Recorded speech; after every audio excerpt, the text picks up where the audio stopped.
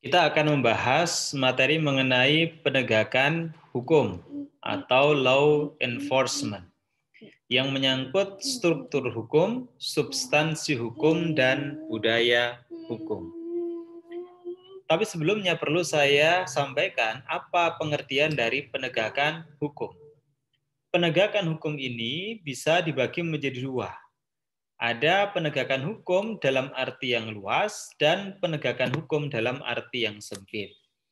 Dalam arti yang luas, penegakan hukum adalah proses dilakukannya upaya untuk tegaknya dan berfungsinya hukum, norma-norma hukum secara nyata sebagai pedoman perilaku seseorang dalam kehidupan. Kalau ditinjau dari sudut subjeknya, upaya penegakan hukum itu melibatkan semua subjek hukum. Siapa saja yang menjalankan aturan normatif atau melakukan sesuatu berdasarkan pada aturan norma yang berlaku, berarti dia sedang menegakkan hukum. Jadi penegakan hukum dalam arti yang luas, manakala ada hukum, siapapun yang menjalankan ketentuan hukum tersebut, baik dia merupakan aparat penegak hukum atau dia merupakan warga negara biasa, maka itulah disebut sebagai penegakan hukum. Ini dalam arti yang luas. Misalnya Anda berhenti ketika lampu merah menyala. Ada hukum yang mengatur mengenai ketentuan lalu lintas. Ketika lampu berwarna merah, maka hukum menyatakan pengendara harus berhenti, wajib berhenti. Maka ketika Anda berhenti pada saat lampu merah menyala, maka Anda berarti sedang melakukan penegakan hukum. Sama halnya dengan aparat penegak hukum. Ketika melihat ada seseorang yang terus melaju padahal lampu merah menyala, maka ketika aparat penegak hukum itu menangkap orang tersebut, maka aparat penegak hukum itu juga sedang melakukan penegakan hukum. Ini penegakan hukum dalam arti yang luas. Dari subjeknya bisa siapapun sepanjang dia sedang menjalankan ketentuan normatif atau melaksanakan ketentuan berdasarkan aturan norma yang berlaku. Kemudian penegakan hukum dalam arti yang sempit. Ini adalah upaya aparatur penegak hukum untuk menjamin dan memastikan tegaknya hukum. Apabila diperlukan, aparat penegak hukum itu diperkenankan menggunakan upaya paksa. Jadi ini lebih sempit lagi. Siapa subjeknya? Subjeknya adalah aparat penegak hukum. Apa yang dilakukan untuk menjamin dan memastikan tegaknya hukum? Artinya untuk menjamin dan memastikan bahwa peraturan perundang-undangan atau hukum itu bisa ditegakkan. Apabila diperlukan, penegak hukum itu diberikan kewenangan untuk menggunakan upaya paksa. Misalnya ada orang kedapatan melakukan pencurian, kemudian aparat penegak hukum seketika itu juga mengetahui adanya pencurian itu, maka bisa dikejar orang itu dan orang itu bisa dilakukan penangkapan. Ya, penangkapan itu adalah upaya paksa. Sama halnya dengan orang ditetapkan sebagai tersangka, kemudian ditahan oleh aparat penegak hukum. Itu adalah upaya paksa.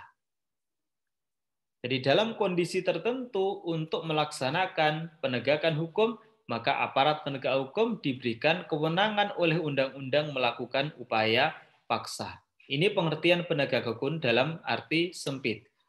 Jadi kalau dalam arti luas, tadi sangat umum, siapapun yang menjalankan ketentuan hukum, sementara dalam arti yang sempit adalah aparat penegak hukum untuk menjamin dan memastikan tegaknya hukum atau dijalankannya aturan yang diatur di dalam hukum.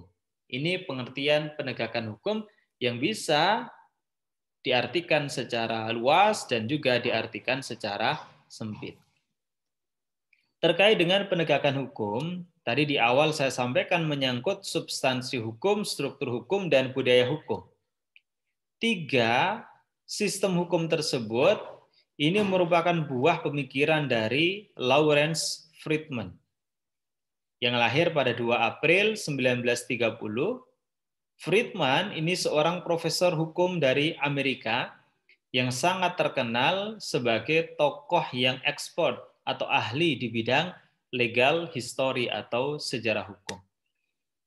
Friedman mengemukakan pendapat yang sangat dikenal oleh publik, terutama yang menggeluti bidang hukum, bahwa berhasil atau tidaknya penegakan hukum tergantung pada 3 sistem hukum. Yang pertama adalah legal substance atau substansi hukumnya. Kemudian yang kedua, legal structure atau struktur hukumnya. Dan yang ketiga, legal culture atau budaya hukumnya. Jadi tegaknya hukum itu ada 3 sistem yang berpengaruh. Tidak hanya substansi hukumnya, tapi juga struktur hukum dan budaya hukum. Ya, karya dari Friedman yang sangat terkenal adalah buku yang berjudul The Legal System, A Social Science Perspective. Ini diterbitkan di New York tahun 1975.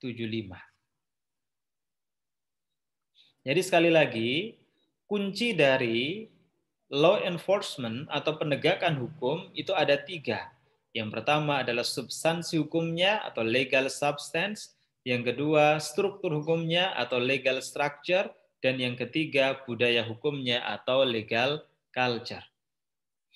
Kita akan bahas satu persatu. Yang pertama adalah substansi hukum. Apa itu substansi hukum? Substansi hukum berarti produk yang dihasilkan oleh orang yang berada dalam sistem hukum, yang mencakup keputusan yang mereka keluarkan atau aturan yang mereka susun. Jadi substansi hukum itu adalah norma hukum itu sendiri. Nah, substansi ini juga mencakup hukum yang hidup dalam masyarakat atau living law.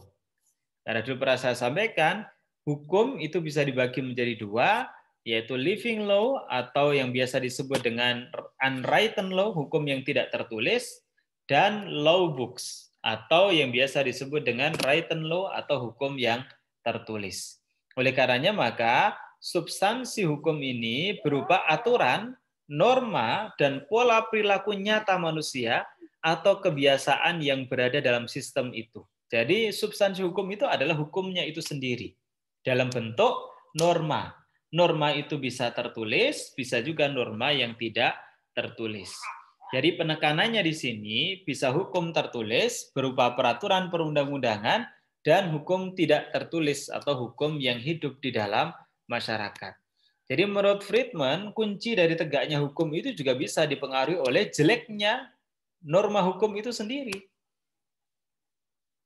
Misalnya, norma hukumnya itu mengatur perbuatan yang terlarang, tapi sanksinya sangat ringan.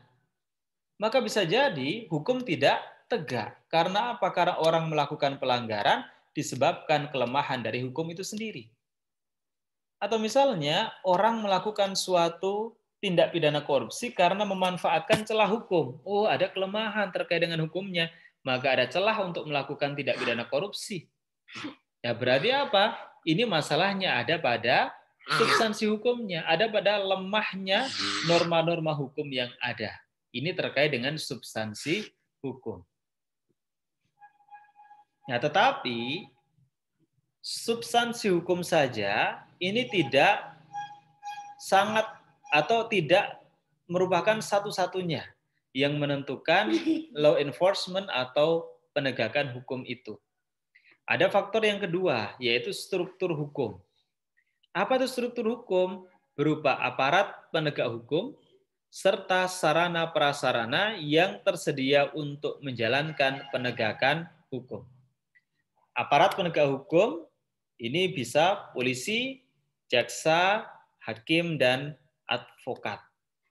Jadi advokat ini juga oleh undang-undang dinyatakan secara eksplisit menjadi bagian dari penegak hukum. Ya, jadi struktur hukum ini menyangkut aparat penegak hukumnya. Misalnya oh ini ternyata terjadi tindak pidana korupsi yang masif di Indonesia, ya karena memang aparat penegak hukum yang tidak tegas. Misalnya polisi cenderung melakukan pembiaran atau tebang pilih. Jaksanya kalau menuntut itu tuntutannya rendah-rendah. Padahal undang-undang bisa memungkinkan orang itu dituntut dengan pidana yang berat. Tapi jaksa menuntutnya selalu ringan. Hakim memutus kasus-kasus korupsi yang berat dengan pidana yang ringan. Padahal undang-undangnya memungkinkan bagi hakim untuk menjatuhkan pidana yang berat. Tapi tidak dilakukan sehingga pemberantasan tindak pidana korupsi ini tidak berjalan dengan baik. Artinya apa? Hukum itu menjadi tidak tegak. Ini bisa jadi karena aparat penegak hukum. Atau bisa juga menyangkut sumber daya. Sebagai contoh, terjadinya cybercrime, kejahatan melalui dunia maya. Ini untuk mengusut siapa pelakunya bisa jadi sumber daya manusia penegak hukumnya sendiri belum bisa melakukannya karena terbatasnya pengetahuan yang ia miliki terkait dengan cybercrime atau kejahatan yang dilakukan melalui dunia maya. Ini berarti hukum tidak tegak karena masalah struktur hukumnya berupa aparat penegak hukum. Bisa juga struktur hukum ini berupa sarana prasarana yang tersedia untuk menjalankan penegakan hukum. Misalnya terkait dengan cybercrime tadi, kejahatan di dunia maya. Aparat penegak hukum sebenarnya punya kemampuan untuk melacak siapa pelakunya, tetapi alat untuk melacaknya itulah yang tidak ada. Berarti tidak tegaknya hukum mengenai cybercrime atau kejahatan melalui dunia maya karena sarana prasarana untuk menjalankan penegakan hukum yang belum memadai. Ya, kewenangan lembaga penegak hukum dijamin oleh undang-undang yang dalam melaksanakan tugas dan tanggung jawabnya terlepas dari pengaruh kekuasaan pemerintah dan pengaruh-pengaruh lain. Jadi memang lembaga penegak hukum ketika menjalankan tugasnya untuk menegakkan hukum ini mestinya independen, tidak terpengaruh oleh kekuasaan pemerintah maupun pengaruh-pengaruh yang lain. Ini lembaga penegak hukum. Jadi sekalipun polisi, jaksa secara struktural ada di bawah lembaga kepresidenan, akan tetapi ketika menjalankan fungsi sebagai penegak hukum, maka terlepas dari pengaruh kekuasaan pemerintah, termasuk terlepas dari pengaruh presiden. Dan juga lepas dari pengaruh-pengaruh yang lain. Jadi dalam menjalankan tugasnya itu harus menjalankan dengan independen atau tidak terpengaruh oleh pihak-pihak manapun. Karena tugasnya adalah menegakkan keadilan. Jadi menegakkan hukum tersebut maknanya adalah menegakkan keadilan.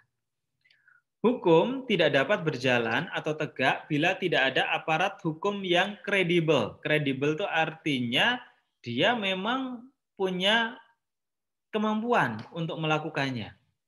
Misalnya seorang penyidik, dia memang memiliki kemampuan atau skill dalam melakukan penyidikan.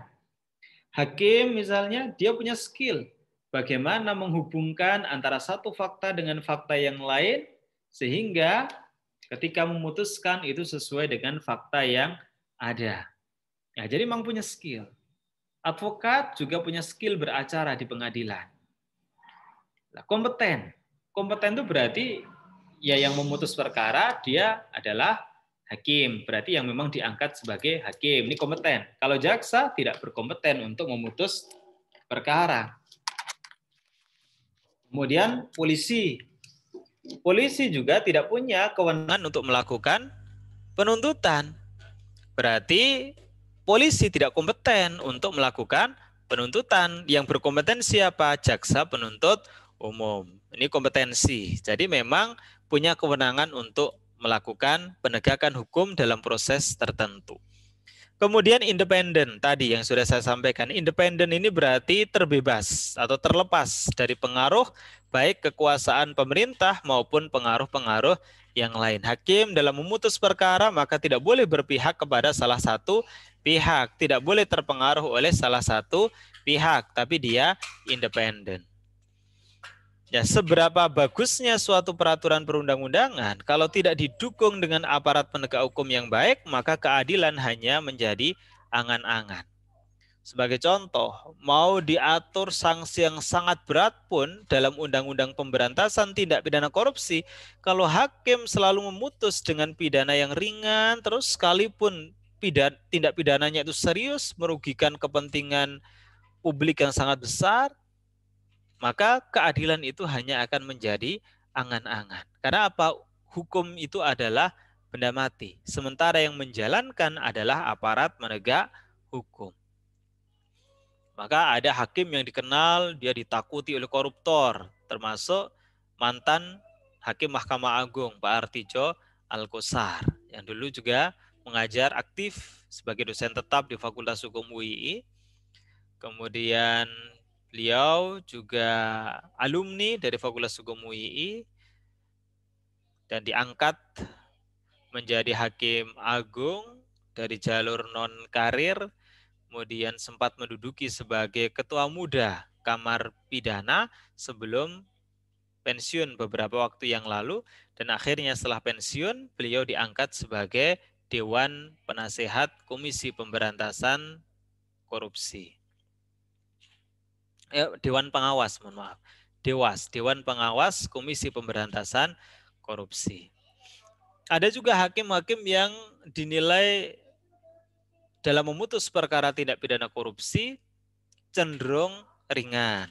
Nah, beda-beda. Jadi menggunakan undang-undang yang sama, tetapi prakteknya bisa berbeda karena sesuai dengan aparat penegak hukum yang menjalankan. Nah, penegakan hukum tidak akan berjalan dengan baik tanpa ada sarana dan prasarana yang memadai juga. Seperti tadi, menegakkan hukum terkait dengan cybercrime, kejahatan dunia maya atau internet, itu membutuhkan sarana prasarana yang memadai untuk mengungkap fakta-fakta yang terjadi. Ini terkait dengan struktur hukum yang juga sangat menentukan bagi law enforcement atau penegakan hukum. Yang ketiga, yang terakhir, yang menentukan bagi penegakan hukum itu adalah budaya hukum atau legal culture. Apa itu budaya hukum? Budaya hukum adalah sikap manusia terhadap hukum dan sistem hukum. Jadi ada hukum berupa norma-norma, lantas bagaimana sikap manusia terhadap norma-norma itu? Maka itu disebut sebagai budaya hukum. Nah, budaya hukum itu dipengaruhi oleh banyak faktor. Di antaranya kepercayaan. Dia percaya enggak kalau hukum itu memang untuk kebaikan? Jangan-jangan dia enggak percaya kalau hukum itu untuk kebaikan. Orang enggak bayar pajak misalnya. Dia mungkin enggak percaya dengan hukum mengenai perpajakan. Apakah iya hukum perpajakan itu benar-benar memastikan bahwa pajak yang dibayar akan digunakan untuk kepentingan publik? Ya, kalau dia percaya, maka barangkali dia akan mudah untuk menjalankan ketentuan undang-undang perpajakan. Menjadi wajib pajak yang taat. Tapi kalau tidak, dia menjadi ogah untuk melaksanakan ketentuan undang-undang perpajakan. Bisa juga budaya hukum dipengaruhi oleh nilai, oleh pemikiran, ya, tergantung dari values dirinya sendiri. Ada yang dia cuek, tidak memikirkan orang lain sepanjang tidak merugikan diri sendiri.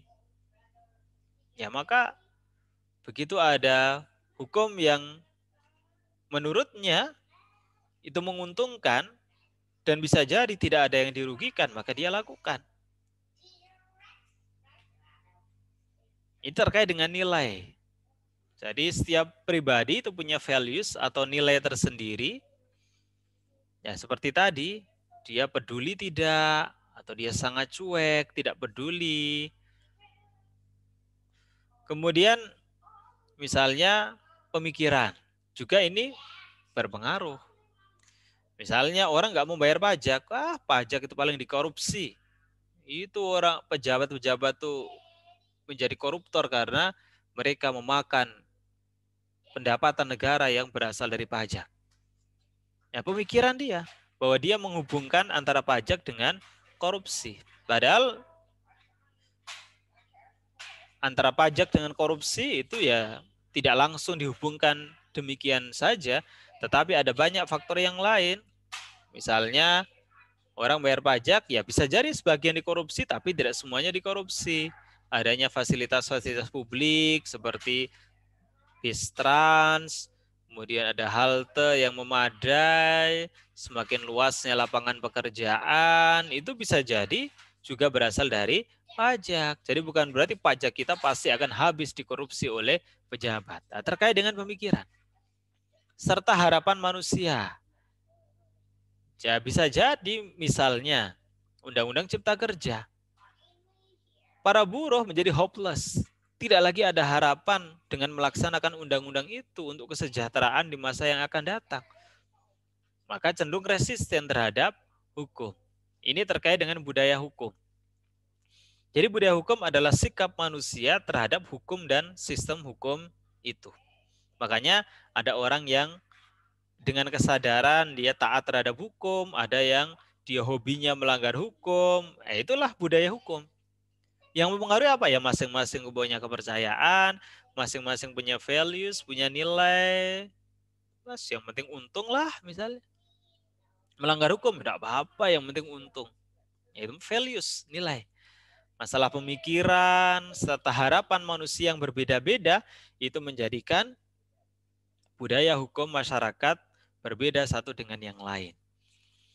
Nah, budaya hukum ini merupakan suasana pemikiran sosial dan kekuatan sosial yang menentukan bagaimana hukum itu digunakan, dihindari, dan disalahgunakan.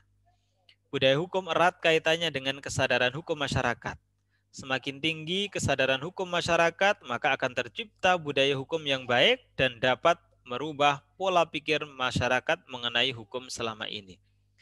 Secara sederhana, tingkat kepatuhan masyarakat terhadap hukum merupakan salah satu indikator berfungsinya hukum. Jadi, setiap masyarakat ketika menyadari pentingnya adanya hukum itu untuk kesejahteraan masyarakat, kemudian dia tidak melanggarnya, itu berarti merupakan budaya hukum yang baik. Jadi, sangat dekat antara kesadaran hukum dengan budaya hukum. Karena kesadaran hukum masyarakat itu akan membentuk budaya hukum masyarakat. Kesadaran hukum yang baik akan membentuk budaya hukum taat terhadap hukum. Maka sebaik apapun penataan struktur hukum untuk menjalankan aturan hukum yang ditetapkan, dan sebaik apapun kualitas substansi hukum atau peraturan perundang-undangan, kalau itu hukum tertulis, kalau tanpa didukung budaya hukum oleh orang-orang yang terlibat dalam sistem dan masyarakat, maka penegakan hukum tidak akan berjalan secara efektif. Misalnya, hukum tentang pembunuhan, hukum tentang pencurian, tradisional crime saja, kejahatan tradisional saja. Hukumnya sudah jelas dan tidak ada kelemahan terkait dengan itu. Aparat penegak hukum juga cenderung tegas terhadap orang yang melakukan pembunuhan, penganiayaan, pencurian, dan seterusnya. Tetapi terus ada. Berarti budaya hukum masyarakat yang belum baik. Kenapa? Karena kesadaran untuk taat hukumnya masih rendah. Sehingga budaya hukumnya belum terbentuk dengan baik. Ini contoh. Atau misalnya di Malaysia. Terkait dengan tindak pidana korupsi. Undang-undang anti rasuah atau undang-undang korupsi di Malaysia dibandingkan dengan undang-undang anti korupsi di Indonesia, itu kualitas undang-undangnya ya jauh. Undang-undang korupsi di Indonesia itu sampai merinci sekitar 30 jenis tindak pidana korupsi. Di Malaysia itu hanya riswah, suap menyuap saja. Tetapi ternyata indeks persepsi korupsinya lebih bagus Malaysia dibanding dengan Indonesia. Nah, itu berarti bukan karena substansi hukumnya. Penegak hukumnya mungkin juga, tetapi budaya hukumnya ini berbeda.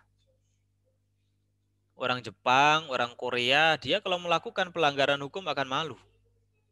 Maka di Korea Selatan, di Jepang itu adanya pengunduran diri seorang presiden, seorang perdana menteri itu sudah, kalau di Belanda, di Jepang ya, perdana menteri itu sudah hal yang wajar. Tidak banyak perdana menteri yang menghabiskan masa jabatan sesuai dengan periodisasinya. Begitu ada skandal yang memalukan, ada skandal pelanggaran hukum, tidak perlu diproses terlebih dahulu, dia sudah mundur. Budaya hukumnya bagus, dia sadar. Dia lalai dari ketaatan, maka dia merasa pantas untuk dihukum. Jadi ini merupakan budaya hukum yang ada di dalam masyarakat, di mana antara satu negara dengan negara lain berbeda, dan ini akan sangat menentukan bagi penegakan hukum atau law enforcement. Jadi bisa jadi tingginya angka kejahatan, tingginya tindak pidana korupsi yang termasuk di dalamnya, itu disebabkan lebih pada faktor budaya hukum atau kesadaran hukum dari masyarakat untuk mentaati aturan-aturan tersebut. Ya, Friedman membagi budaya hukum menjadi dua. Yang pertama internal legal culture, yang kedua external legal culture.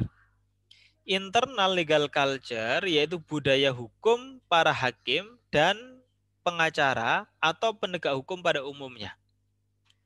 Jadi kalau tadi terkait dengan kualitas sumber daya manusia dari aparat penegak hukum, itu berarti menyangkut aparat penegak hukum yang menyangkut struktur hukum. Bukan budaya hukum, strukturnya. Atau bisa jadi jumlah polisi kurang banyak, sehingga hukum tidak tegak. Itu masalah struktur hukum. Tapi kalau budaya hukum, ini menyangkut perilaku dari aparat penegak hukum. Itu kan tadi ya, budaya hukum itu sikap manusia terhadap hukum dan sistem hukum. Bagaimana sikap polisi terhadap hukum? Misalnya ada polisi yang justru menjadi bagian dari kejahatan. Dia terlibat dalam sindikat narkoba misalnya. Ini terkait dengan budaya hukum. Bukan struktur hukumnya. Karena nggak menyangkut struktur, tapi budayanya. Sikap dia terhadap hukum. Jadi sikap aparat penegak hukum terhadap hukum itu juga disebut sebagai budaya hukum atau legal culture. Jadi sama-sama menyangkut aparat penegak hukum, tapi ada yang menyangkut struktur dan ada yang menyangkut budaya. Kalau struktur ini yang menyangkut masalah struktural. Misalnya kualitas aparat penegak hukumnya, mungkin kurang memadai dalam hal kompetensinya, dalam hal kredibilitasnya mungkin, ataupun kurang memadai dalam hal jumlahnya, itu struktur. Tapi kalau budaya ini sikap. Ada orang melanggar hukum, dia diam saja, membiarkan. Itu sikap. Malah justru dia terlibat di dalam kejahatan. Itu sikap aparat penegak hukum terhadap hukum itu sendiri. Kalau external legal culture, ini budaya hukum masyarakat luas. Jadi selain aparat penegak hukum. Jadi budaya hukum kita misalnya sebagai warga negara biasa terkait dengan bagaimana kesadaran untuk taat terhadap hukum. Nah, budaya hukum ini dipandang sangat menentukan kapan, mengapa, dan di mana orang menggunakan hukum. Lembaga hukum atau proses hukum atau kapan mereka menggunakan lembaga lain atau tanpa melakukan upaya hukum. Ini kesadaran hukum kan, orang misalnya untuk menyelesaikan rasa sakit hati ini, apakah dia akan melaporkan ke polisi melalui langkah hukum, ataukah dia menyelesaikan di luar itu misalnya dengan melakukan balas dendam. Ini terkait dengan legal culture atau budaya hukum. Dengan kata lain, faktor budaya merupakan ramuan penting untuk mengubah struktur dan koleksi norma yang statis menjadi hukum yang hidup. Jadi sebenarnya kalau ada perkembangan di dalam masyarakat yang menjadikan hukum menjadi tidak lagi relevan, maka itu tidak akan menjadi suatu persoalan yang serius manakala budaya hukum masyarakat sudah bagus. Oh, ini sekalipun hukum tidak mengatur, tapi ini perbuatan tercela, maka dia sadar untuk tidak melakukan pelanggaran. Tidak melakukan perbuatan yang tercela. Nah, budaya hukum ini dapat berubah setiap saat, memang dinamis ya. Sekarang menjadi bagus budayanya, besok menjadi tidak. Ini macam-macam faktor yang menyebabkan.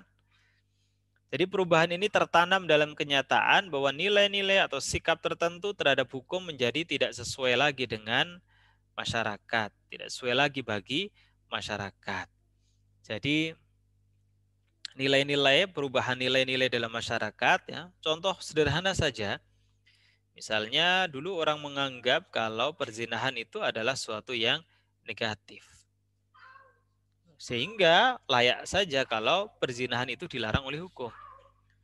Tapi kemudian misalnya orang sekarang beranggapan perzinahan itu bukan perbuatan yang tercela, itu urusan pribadi setiap manusia. Maka harusnya hukum gak ikut campur dong terkait dengan hal itu. Nah, lakukan saja, itu masalah pribadi. Ya, ini perubahan budaya hukum masyarakat karena perubahan values, nilai-nilai. Barangkali dulu belum terpengaruh oleh budaya barat, sehingga Indonesia ini masih kental dengan budaya ketimuran, dengan moralitasnya yang sangat dijunjung tinggi, tapi kemudian masuk budaya barat yang individual dan prinsipnya liberal, menjunjung tinggi kebebasan sepanjang itu tidak merugikan orang lain.